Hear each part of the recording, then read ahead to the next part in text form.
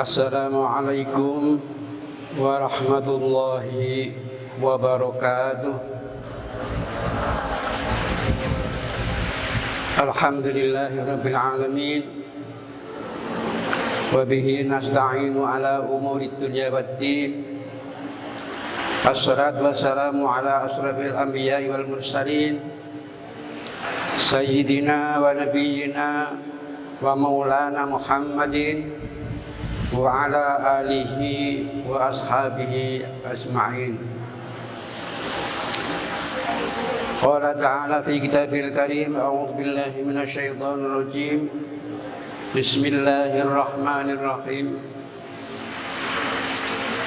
Ya ayyuhalladzina amanu kutiba 'alaikumus syiyam kama kutiba 'alal ladzina min qablikum la'allakum tattaqun.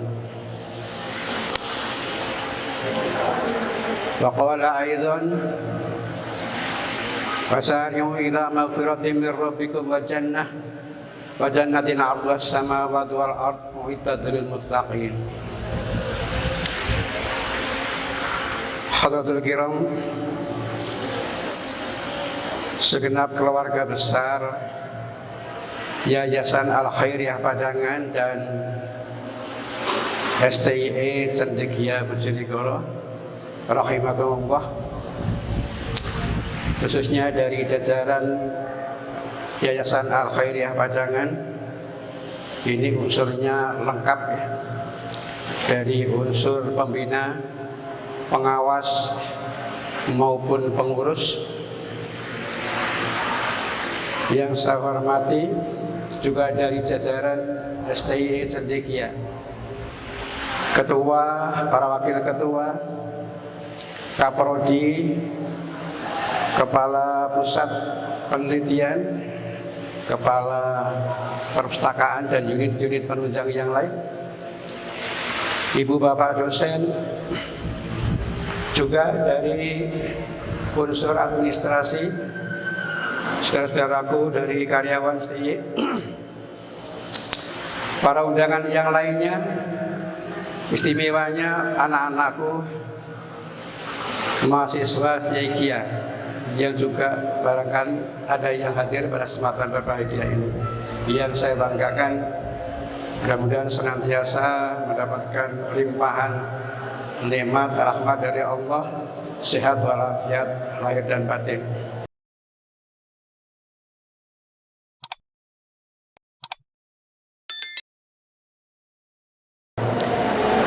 Ibu-ibu, bapak-bapak, kemarin saya ditelepon oleh Bapak Ketua Yayasan, Pak Yasmani. Saya berhubung dengan hari ini ada acara halal bihalal, saya diminta untuk memberikan sekedar apa itu makna hikmah halal bihalal pada kesempatan berbahagia ini. Itulah sebabnya ya, saya sendiko dawuh ya. Alhamdulillah sekarang Allah Subhanahu wa taala memberikan kesempatan kepada saya untuk berada duduk di sini ya. Marilah kita panjatkan puja dan syukur kehadirat Allah Subhanahu wa taala setelah kita mendambakan keberkahan di bulan Rajab maupun Sya'ban. Setelah kita mendambakan, dijumpakan dengan bulan penuh berkah, bulan penuh maghfirah, penuh kemuliaan, bulan suci Ramadan. Sekarang ini bahkan kita masih diberikan kesempatan untuk berjumpa dengan bulan Syawal, ketika kita merayakan Lebaran, hari raya Idul Fitri. Untuk itu, mumpung saya belum lupa, perkenankan saya mengawalinya dengan mengucapkan atas nama pribadi, keluarga, atas nama bagian dari tenaga pengajar dan juga bagian dari yayasan, mungkin pengawas yayasan, saya menghaturkan selamat Idul Fitri 1443 Hijriah bertepatan dengan 2022 Masehi. Taqabbalallah minna wa minkum, taqabbal ya karim minal aidin wal faizin. Mohon maaf beribu maaf lahir dan batin. Ibu-ibu, bapak-bapak yang dirahmati Allah, insyaallah. Mungkin saya akan coba sedikit mengawali dari kesadaran bahwa Allah menciptakan kita, manusia ini adalah makhluk yang diciptakan dengan sebaik-baik kejadian, fi ahsani taqwim, sebaik-baik kejadian, sebaik-baik ciptaan. Kita juga faham bahwa kullu mauludin yulatu alal fitrah. Setiap manusia itu dilahirkan dalam keadaan fitrah. Tapi kita juga sadar bahwa al-insan makhluk khata' wa nisyan. Manusia itu punya kelengkapan berupa apa? Suka berbuat salah, khilaf dan lupa. Karena kelalaiannya itu, maka kefitrahannya menjadi ternoda oleh perbuatan dosa dan maksiat yang telah dilakukan. Sehingga kefitrahannya itu harus dikembalikan. Harus dikembalikan. Kita harus berupaya untuk bagaimana kembali ke fitrah. Allah itu Maha Pengasih, Maha Penyayang. Allah memberikan kesempatan, memberikan petunjuk, memberikan jalan kepada kita untuk bagaimana kembali kepada fitrah kita. Salah satu yang ditunjukkan oleh Allah yang kemarin sudah kita hafal adalah sabda Rasulullah sallallahu alaihi wasallam, man shoma ramadhana imanan wa ihtisaban ghufira lahu ma taqaddama min dzambi.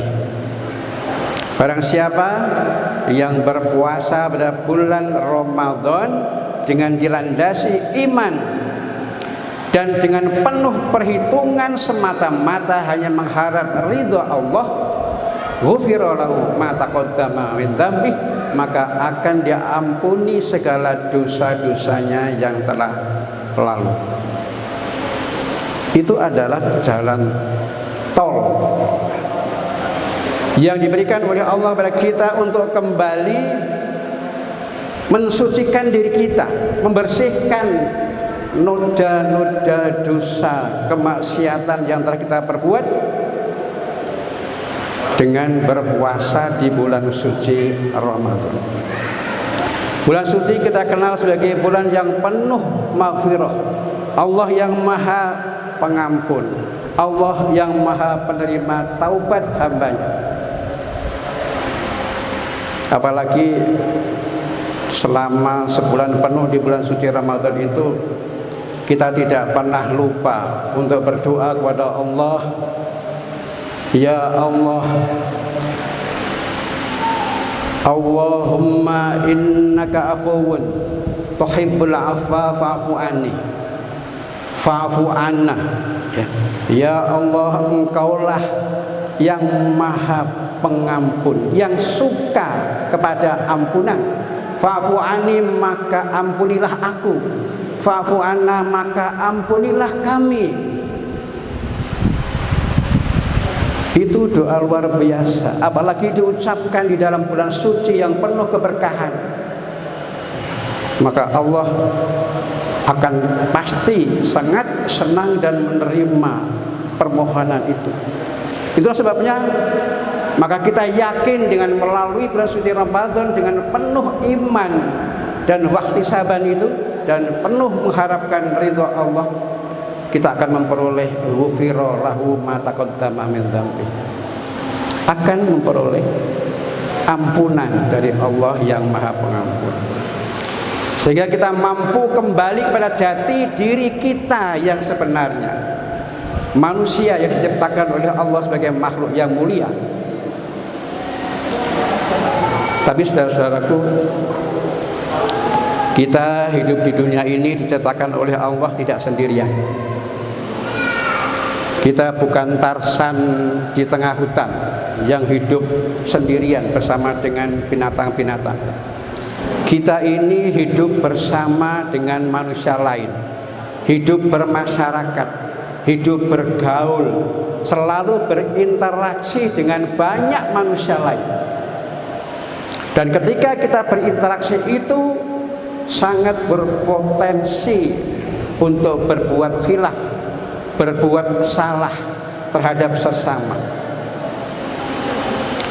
Maka perbuatan salah, khilaf dan dosa yang kita lakukan terhadap sesama manusia itu tentu tidak cukup hanya berdoa mohon ampun kepada Allah, ya Allah ampunilah aku karena telah berbuat zalim kepada si A. Ya Allah ampunilah aku karena telah misalnya menganiaya, menyakiti hati si B, saudara kita sesama manusia. Itu tidak cukup untuk dapat respon positif, ya, untuk dapat perhatian dari Allah dan diampuni dosa-dosa kita itu. Maka terlebih dahulu kita harus membersihkan, menyelesaikan masalah kekhalifan, kekhilafan, kesalahan kita itu kepada sesama manusia.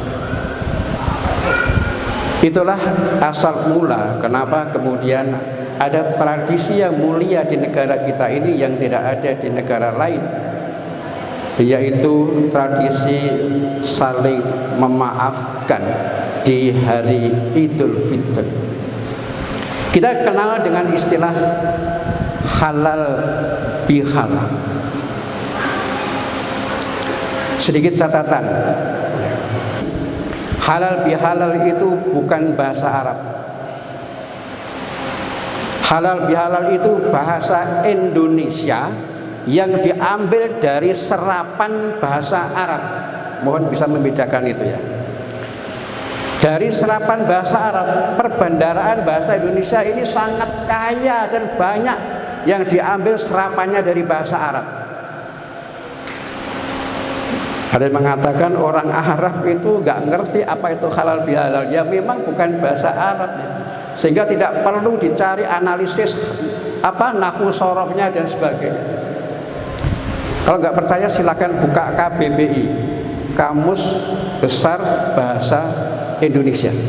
Maka istilah halal bihalal itu sudah masuk dalam perbendaharaan kata dalam bahasa Indonesia. Kalau asal usulnya sih ada beberapa versi, ya. Ada yang mengatakan begini, halal bihalal itu dulu asalnya dari tradisi sungkeman. Yang mengawali sungkeman itu adalah ini Pangeran Sambernyowo. Pernah dengar, ya? Pangeran Sambernyowo atau Raden Mas Said yang kemudian Jumeneng dinobatkan menjadi siapa itu? Kanjeng Gusti Pangeran Adipati Arya Mangkunegara I. Itu pada masa pemerintahnya beliau pernah pada Lebaran Idul Fitri mengundang semua pejabat penggawa kerajaan Kasunanan Mangkunegaran itu ke istana, termasuk para prajurit, para abdi dalam dan sebagainya, untuk mengadakan acara sungkeman saling memaafkan sesama mereka. Tapi ketika itu belum ada istilah apa? Halal bihalal, belum ada. Tapi sungkeman sudah ada. Itu ada di sejarah. Kemudian ada yang memasukkan, saya itu aneh juga, ada yang masukkan itu dalam sejarah itu. Katanya konon tahun 1935 kalau siapa Pangeran Sambernyawa itu hidup tahun 1725 sampai 1795. Jadi abad ke-18, pertengahan abad 18. Tahun 1935 itu ada katanya seorang penjual martabak asal India, ya katanya begitu, yang jualan martabak di Taman Sriwedari Solo. Mungkin kalian, mungkin bapak-bapak ibu-ibu juga ada yang pernah baca itu.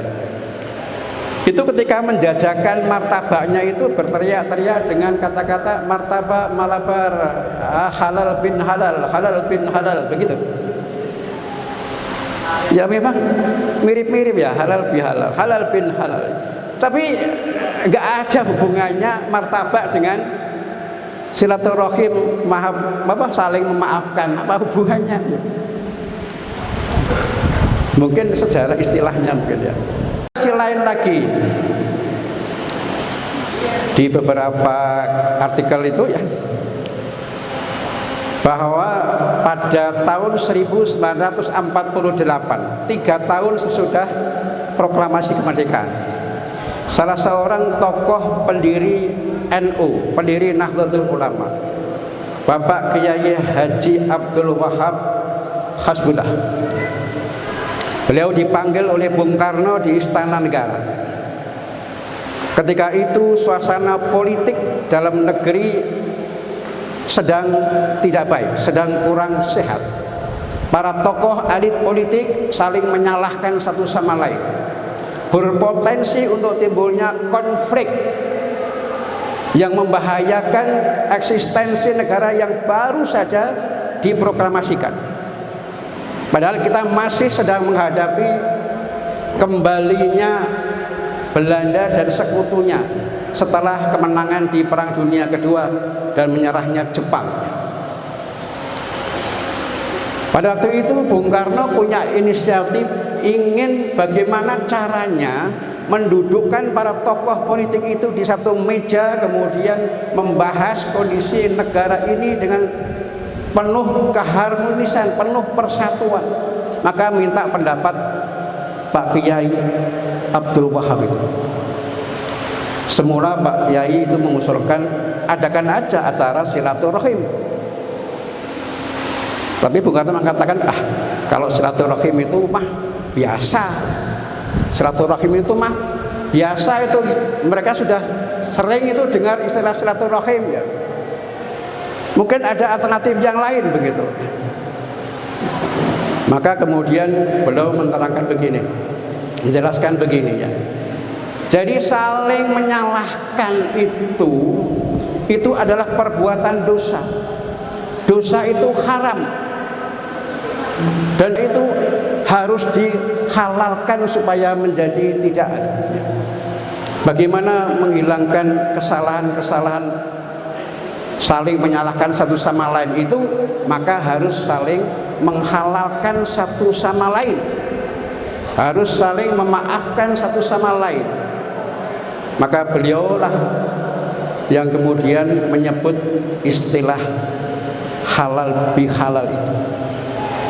Halal bihalal memang serapannya dari halal ya.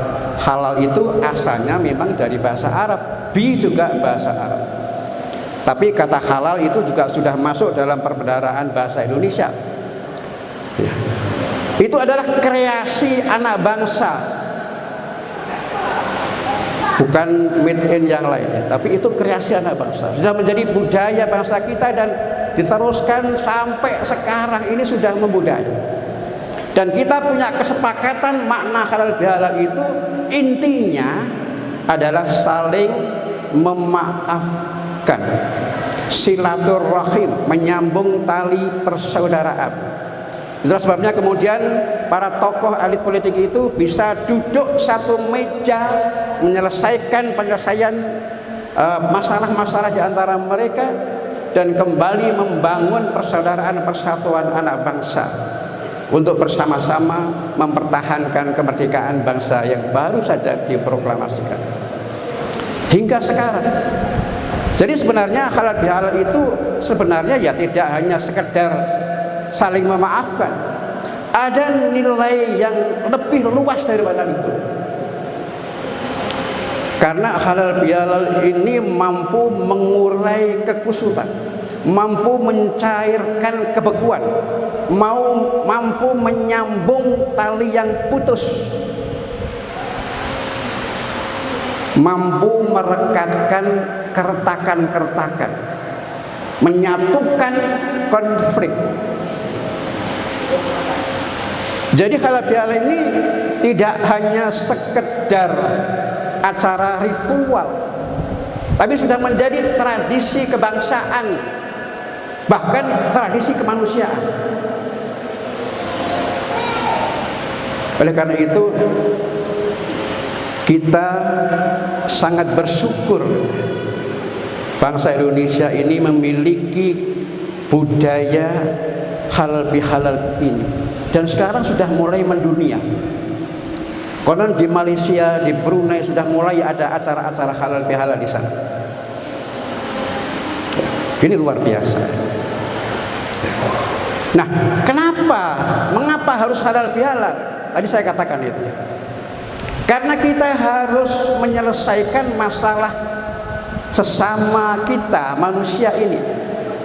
Ketika kita punya kesalahan, kekhilafan, menyakiti hati orang, apalagi kemudian menfitnah, menganiaya, menzalimi dan sebagainya, maka itu harus kita selesaikan dengan saling memaafkan.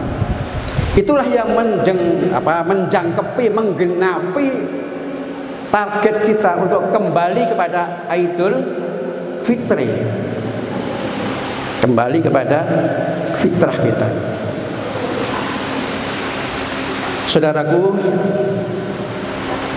saling memaafkan itu tentu tidak hanya sekedar berhenti di bibir, berhenti di mulut, tidak sekedar basa-basi, tidak sekedar ucapan yang meramaikan WhatsApp misalnya, dengan mengirim ucapan-ucapan yang yaitu tidak sekedar itu. Bagi yang meminta maaf, tentu ucapan permohonan maaf itu harus dibarengi dengan ini, ungkapan kolbu hatinya, perasaannya, rasa penyesalan yang mendalam, dengan sungguh-sungguh memohon maaf atas kesalahannya, dengan janji akan memperbaiki diri, tidak akan mengulangi lagi perbuatan kesalahan yang sama itu. Ketika kita menzalimi orang, mengambil hartanya, maka kita mohon maaf, kembalikan hartanya yang kita ambil. Ketika kita menzalimi orang dengan mengambil haknya, maka kita mohon maaf, kembalikan haknya. Jangan hanya mohon maaf saja, tapi kembalikan haknya yang kita aniaya, yang kita ambil. Itu adalah bentuk permohonan maaf yang sebenarnya, termasuk yang menerima maaf. Yang menerima maaf juga harus tidak berhenti hanya sampai di bibir, di mulut, tapi juga harus sampai ke dalam hati, dalam perasaan. Dengan keikhlasan menerima permohonan maaf itu, dengan menghilangkan sakit hati, dendam, kesumat, sisa-sisa kemarahan, harus mampu dibersihkan. Itulah sebabnya di antara ciri-ciri orang yang bertakwa kepada Allah itu tidak hanya berhenti sampai pada wal kadhiminal ghaidho, tidak hanya berhenti sampai dengan mampu mengendalikan amarah. Dia tidak marah, tapi sakit hatinya belum tentu hilang, dendamnya belum tentu lenyap.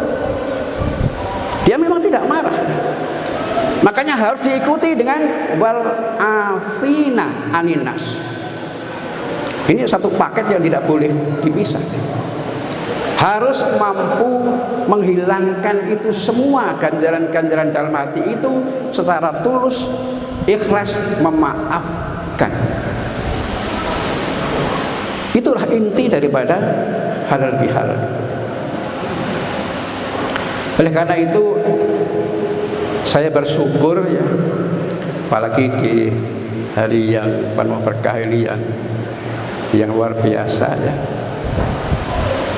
kita bisa mengadakan acara halal bihalal ini tentu dengan nawaitu yang mulia dan dengan harapan yang sungguh-sungguh bahwa acara ini sesuai dengan tujuannya, nawaitunya akan mampu membangun sebuah keharmonisan, persaudaraan, persatuan di antara komponen-komponen yang ada di dalam segenap keluarga besar Yayasan Al Khairiyah dan Stegia yang sama-sama kita cintai ini. Ini harus ada. Harus kita mulai dari diri kita masing-masing. Saya ini merasa sudah tua dan dituakan di sini. Meskipun ya masih mengajar dengan sisa-sisa tenaga pikiran yang saya miliki. Mudah-mudahan masih ada manfaat yang bisa saya berikan. Meskipun sudah pensiun, sudah pensiun, sudah lansia. Ya itu. Harapan kita ke depan mungkin seperti ini ya, halal bihalal keluarga besar Yayasan Al Khairiyah Padangan dan STY Cendekia Bojonegoro itu sekarang. Saya harapkan ke depan cukup satu bendera saja. Cukup satu bendera saja. Halal bihalal keluarga besar Yayasan Al Khairiyah Padangan, inklusif Stegia. Stegia itu bukan orang lain. Stegia itu bagian tak terpisahkan dari Yayasan Al Khairiyah. Jadi dengan menyebut keluarga besar Yayasan Al Khairiyah, di dalamnya sudah termasuk STY Cendekia. Saya ingin terbangun sebuah bangunan seperti itu yang solid, penuh dengan keharmonisan, saling menyayangi, saling mencintai, saling mengingatkan. Itu harapan orang tua. Itu harapan orang tua. Apa yang saya harapkan lagi? Tidak ada.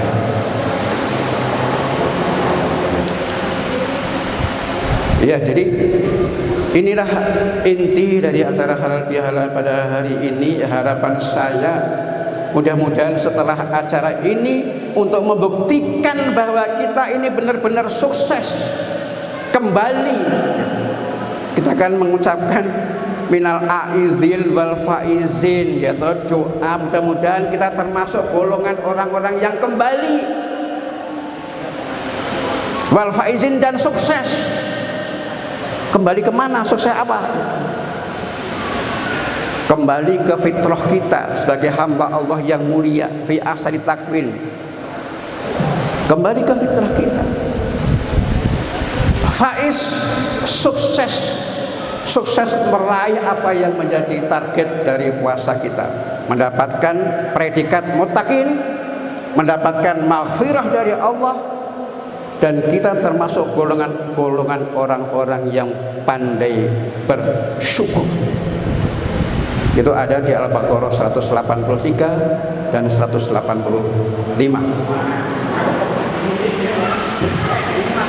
Mudah-mudahan ini ada manfaatnya ya, karena Pak Yas kemarin juga pesan, dah nggak usah panjang-panjang, 20 menit aja. Ini sudah 20 menit ya, sudah ada, mudah-mudahan sudah ada. Jadi ini harapan saya, mudah-mudahan dimakan ya. Yang terakhir ya, kalau kita mohon maaf itu memang ada prioritas. Ini jangan lupa ya, ada prioritas. Siapa yang harus kita mintai maaf terlebih dahulu ya. Mungkin tidak asing ya dengan doa malaikat Jibril yang kemudian diamini oleh Rasulullah Muhammad SAW sampai 3 kali, amin, amin, amin. Saya pikir itu seringkali kita dengar. Doa yang pertama apa? Kata malaikat, ya Allah, pada hari ini, pada hari raya ini, jangan engkau terima puasa dan ibadahnya orang-orang yang durhaka kepada kedua orang tuanya. Prioritas pertama, ketika kita memohon maaf, jangan lupa pertama sungkem, bersimpuh. Ketika orang tuanya masih hidup, bersimpuh kepada kedua orang tuanya, ibunya, bapaknya. Kalau sudah tidak ada cara bagaimana kita berbakti kepada kedua orang tua kita. Orang tua kita di rumah, orang tua kita di sekolah, di kampus, ya dosen-dosen itu, guru-guru kita, alim ulama, guru-guru kita itu orang tua kita juga. Apalagi kita menyerap ilmunya dari mereka. Jangan sampai kita mendapatkan ilmu di sini tidak berkah gara-gara kita tidak birrul, ya, tidak berbuat baik, tidak berbakti kepada guru-guru kita, pada dosen-dosen kita. Itu yang pertama. Yang kedua, itu diamini oleh Rasulullah. Bayangkan yang doa malaikat Jibril yang mengamini Rasulullah, apa iya doanya tidak dikabulkan? Kalau yang doa kita masih mungkin ya tidak dikabulkan. Tapi kalau yang sudah berdoa itu malaikat Jibril yang mengamini Rasulullah, apa ya mungkin otak kita akan mengatakan itu tidak akan dikabulkan? Pasti dikabulkan. Yang kedua, ya Allah, aku berdoa kepadamu, bermohon kepadamu pada hari ini, hari raya Idul Fitri ini, jangan engkau terima puasa dan ibadahnya pasangan suami istri yang tidak saling memaafkan, terutama para istri yang tidak mendapatkan ridho dan maaf dari suaminya. Ini prioritas. Maka kembali dari sholat id, orang tua, suami atau istri itu prioritas utama. Kalau tidak, jangan-jangan kita terkena doanya malaikat Jibril itu ya.